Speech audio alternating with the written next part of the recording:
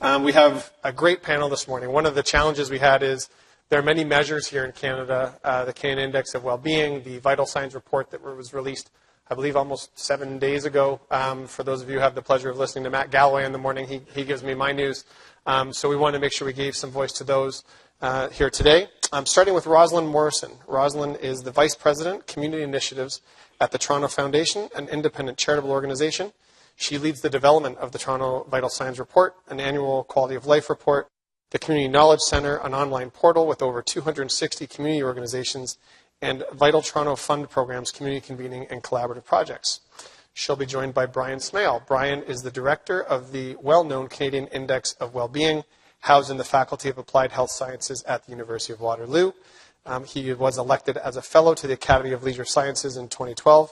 And finally joined by Claire Tsai. Claire is an associate professor of marketing, co-founder of the Behavioral Economics in Action Research Cluster at the University of Toronto's Rotman School of Management, and she has worked in financial services in New York, Taipei, and Hong Kong. With that, please welcome our panel.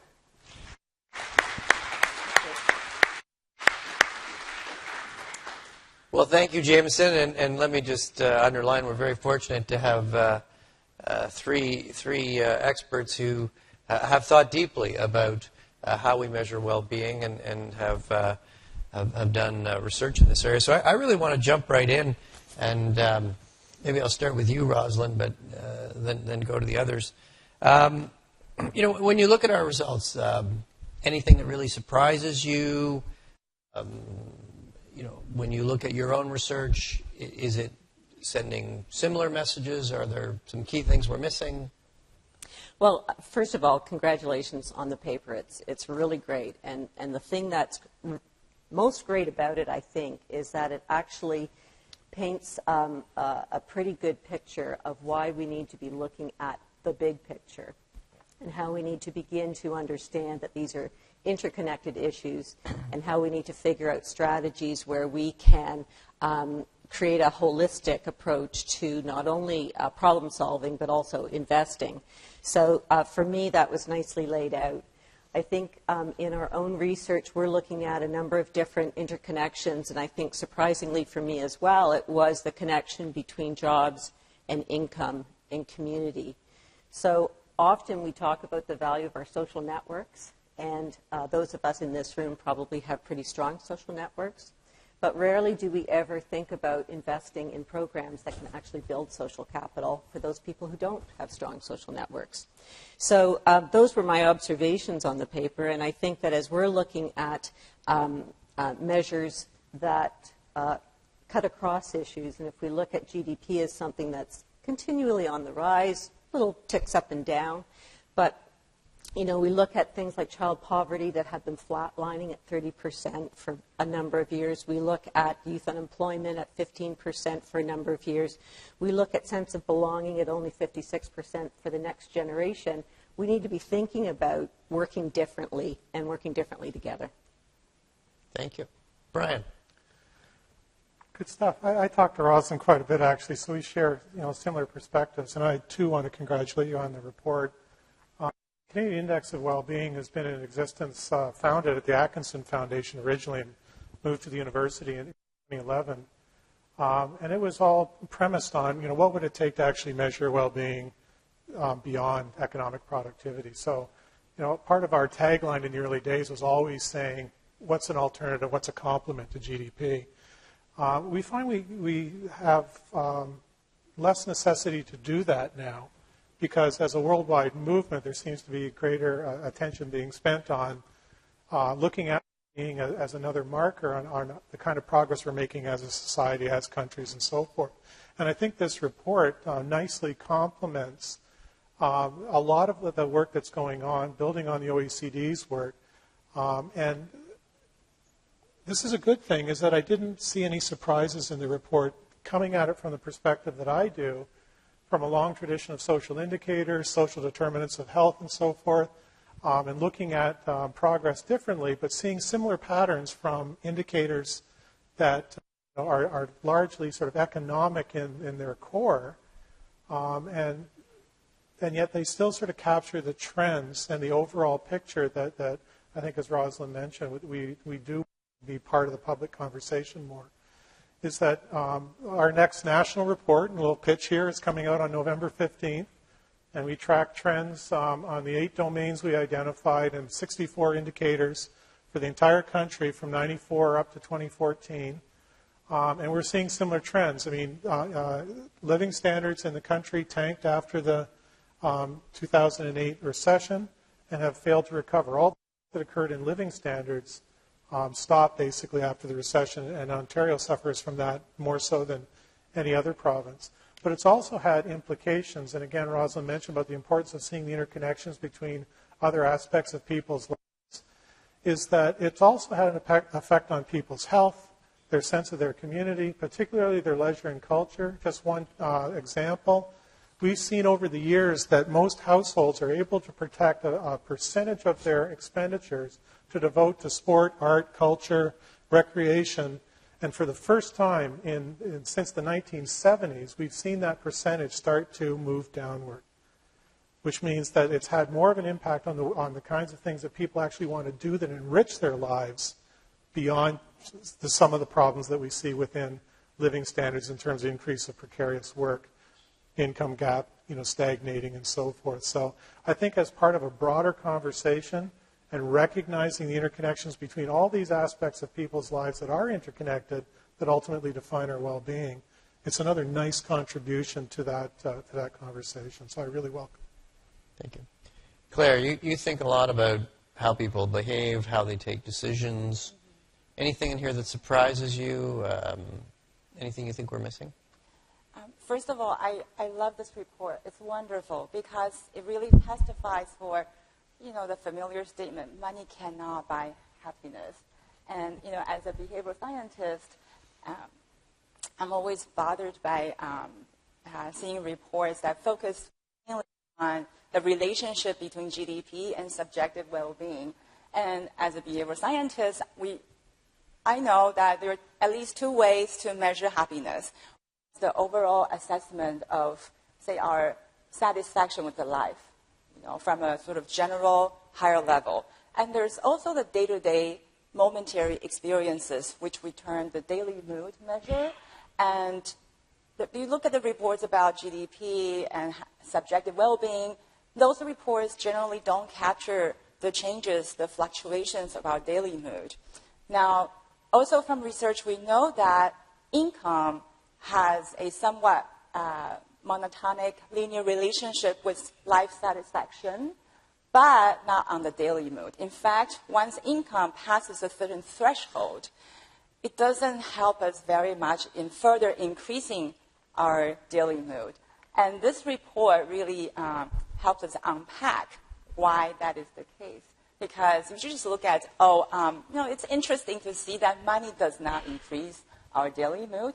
But here we learn that there are many factors to consider, including education,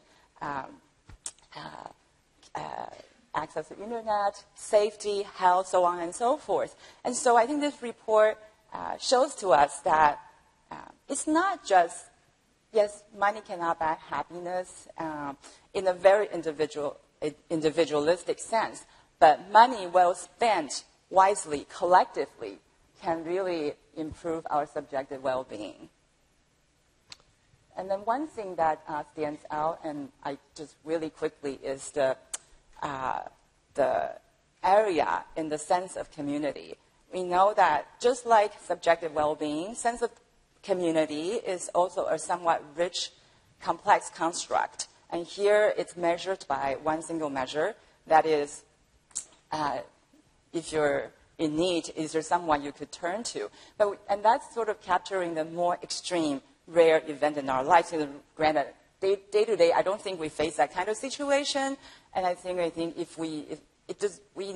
it would be worthwhile to further investigate this construct, how people feel or perceive the sense of community in a somewhat more positive condition, and also in a more proximate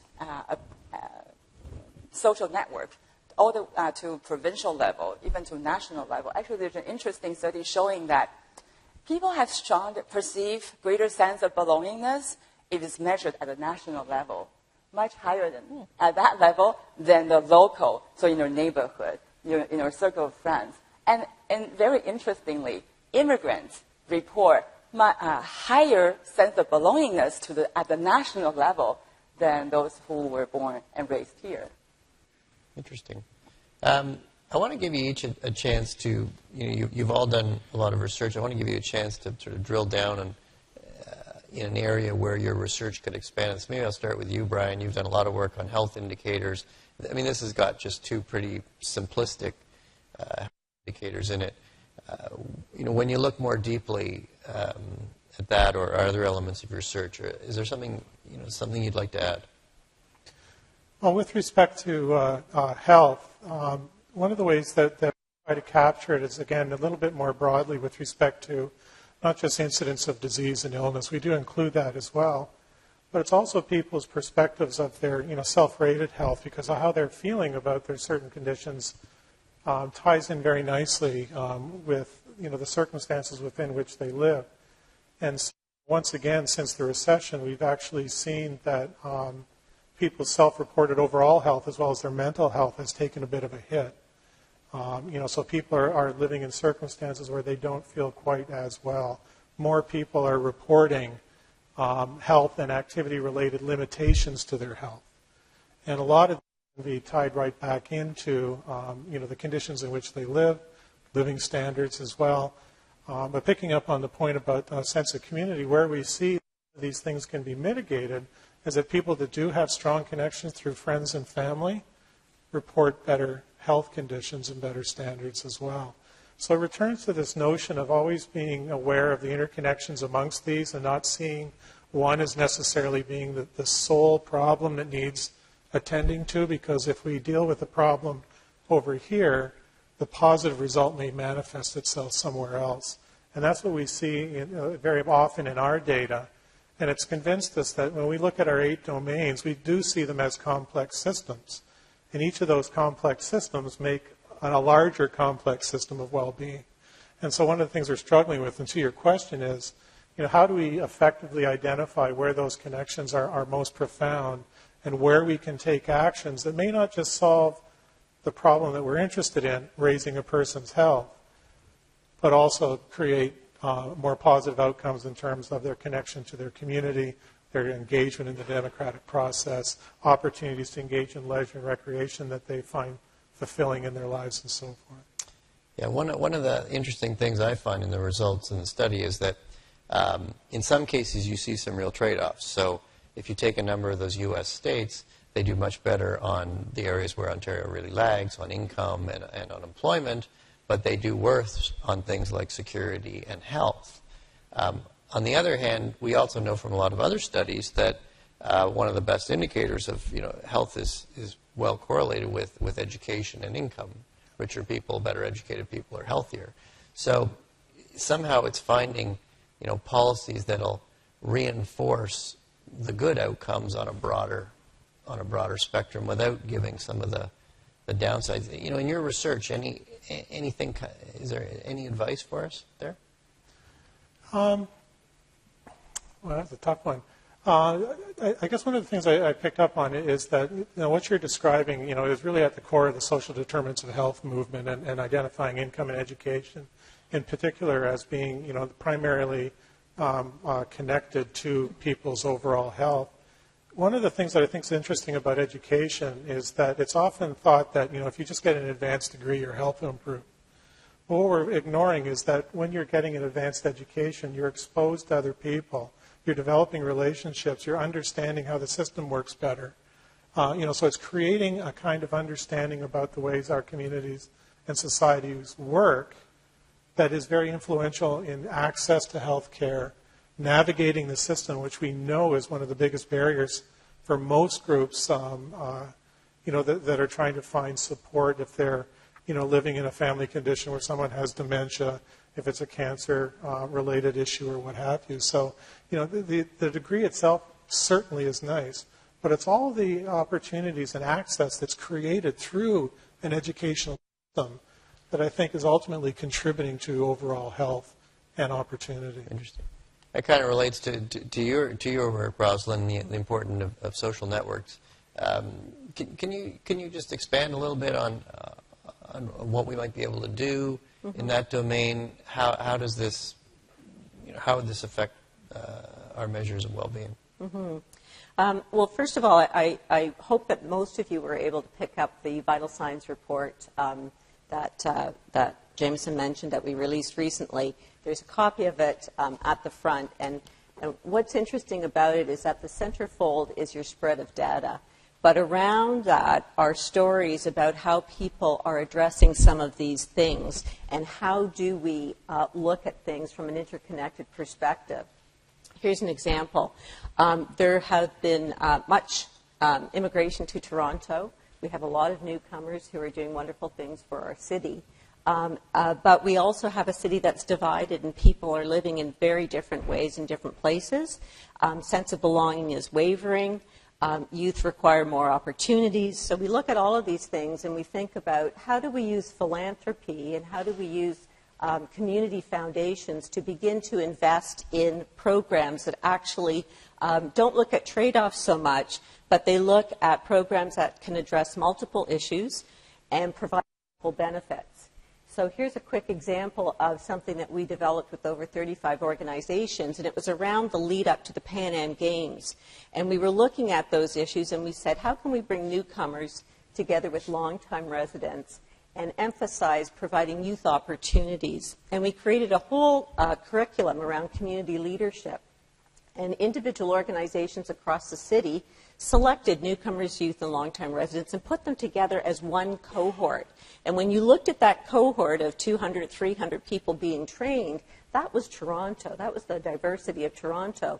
But at the very beginning, what you're doing is you're creating a cohort who's never been brought together before. You're building pathways and building skill sets so that they can actually work together and make change in their own communities. So that's the value of understanding how do you look at things from an interconnected perspective, because there's not so much trade-offs, there's actually multiple bottom line benefits. Thank you.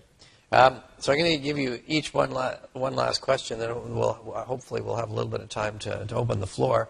So let's drill down a little bit more on what to do about it. And we're very pleased we have some senior officials from the Ontario Public Service here this morning. So this is an opportunity not to be missed. If you had one recommendation, I'll start with you, Claire. If you had one recommendation for the Ontario government to improve the well-being of Ontarians, what would it be?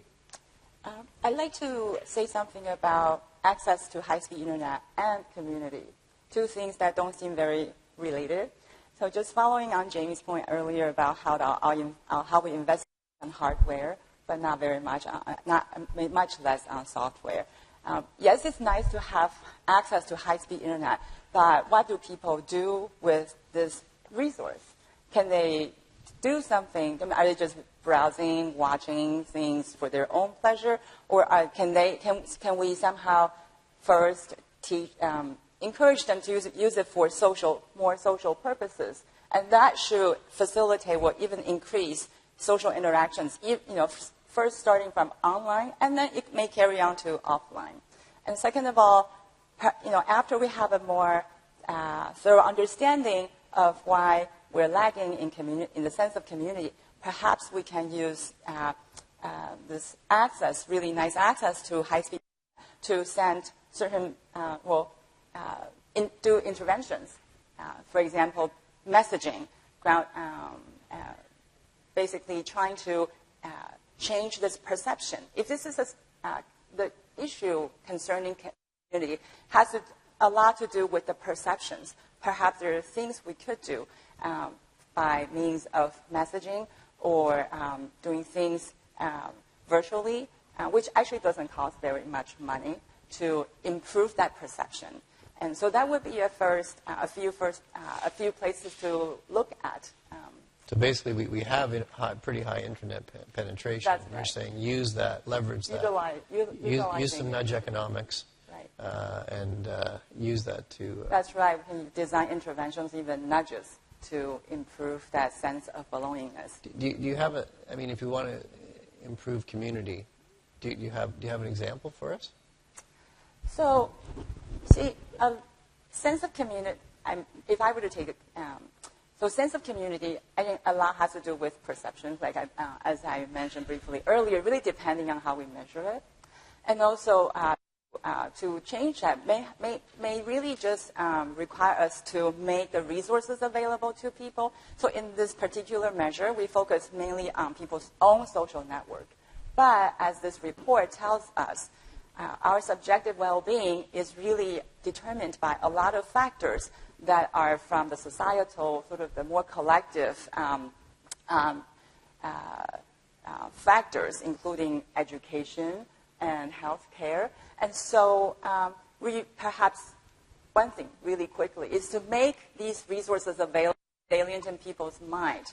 So they know they're there. That they're there. They know they're there. They have that sense of confidence. Exactly. There's a When backstop. they look for resources, what's available in Ontario in their neighborhood. What's most relevant to them would be something from local. So targeted. Right. So don't send everybody in Ontario the same email. Exactly. Got it. It's good.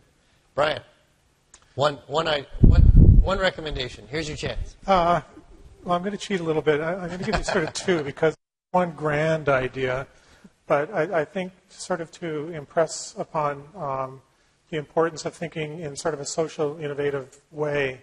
And we've been down this path, and it actually reinforces some of the recommendations that came out in your report, is that I think there are strategies that we look to solve a particular problems. Increasing the availability of regulated childcare, to increase female participation in the labor force, and so forth. But it creates other opportunities well beyond that. And if we think about that as being one potential solution that has implications across people's lives, is a good one. Another one that's a little bit more specific is how, as well, that I think probably resonates within Toronto, is having an affordable, accessible public transit system. And we tend to think of that because when we released our Ontario report a couple of years ago, we actually released it on the day they shut down the Gardiner. And so everybody wanted to talk about commute times. And so public transit became a means to get workers to work more efficiently. But it's much more than that. An affordable, accessible public transit system creates access for everybody. So those people that have difficulty getting, to nutritious food, it serves them. So if we think about those kinds of solutions in a broader way, I think we can, solve more problems by thinking about it that way. That's my cheat to the big idea. We've had however many number of years now of neoliberal policies in terms of government action. And you could argue that they haven't really worked. And we would argue that that's because we have put the economy at the center of all policy planning and development. I would suggest put well-being at the heart of policy. That brings everybody to the table, and everybody has an equal voice. And the economy, certainly, I'm not suggesting it's unimportant, but it gets relegated to a place of, if a change occurs here, what are the implications for people's lives and other spheres that are equally important to them? Thank you. Rosalyn. Well, I just build on what Bryan was talking about, and it is embracing the reality that the world has changed and that people's values are looking quite a lot more at how they're feeling day to day. And I would suggest that we do a few things, that we look at, rather than competitiveness and prosperity, we might look at collaboration and prosperity. We might look to ministers actually working together in a design thinking lab to make these connections between all the things that we've been talking about today, so that they're actually developing quite different solutions and making sure that whatever we're investing in is tackling multiple issues and providing those multiple benefits at the bottom. So it's definitely a new way of thinking. It's going to require upfront investment of time and energy and social networking among the ministers to make it all work. But I think that if we want fundamental change in our communities, and we do, then we're going to have to put some new ideas into motion and provide the conditions for success to make that happen. Love the idea. We have a fabulous design studio here at Rotman called Design Works, and an open invitation to all the ministers to come, and Rosalyn will facilitate it for them.